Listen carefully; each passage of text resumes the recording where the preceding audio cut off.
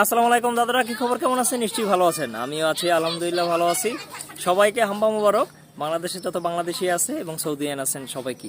সৌদিয়ান বলছি এই কারণে, কারণ বাংলাদেশে কিছু কিছু অঞ্চলের মানুষজন আছে যারা সৌদির সাথে মিল রেখে ঈদের একদিন আগে ঈদ পালন করে, আবার কোরবানির একদিন আগেই তারা তাদের প্রিয় পশু কোরবানি দেয়। ঠিক আছে, এই জন্যই তাদেরকে সৌদিয়ান বলছি। অন্য কিছু ভাবার কিংবা অন্য কিছু বলার অবকাশ নাই। আচ্ছা, কয়েকটা ব্যাপার আমরা একটু লক্ষ্য রাখবো। কোরবানির দিন আমরা আমাদের যাদের জায়গার স্বল্পতা তারা তো অবশ্যই আমরা রাস্তাতে পশু কোরবানি দেই এবং ওখানেই ভাগ বটোয়ারা করি। অবশ্যই পশু কোরবানি দেওয়ার পরে অবশ্যই যেন রক্ত, তারপর আরও যে উচ্ছিষ্ট যে জিনিসগুলো থাকবে এগুলো যেন আমরা সুন্দরভাবে পরিষ্কার করি। তা না হলে এটা 2-3 দিন পর এমন বিকট গন্ধ বের হবে, যারা পথচারী থাকবে তাদেরকে খুব করবে এবং আশেপাশে যারা থাকবে তাদের জন্য খুব মারাত্মক আকার ধারণ করবে। ধন্যবাদ, ভালো থাকবেন, খোদা হাফেজ।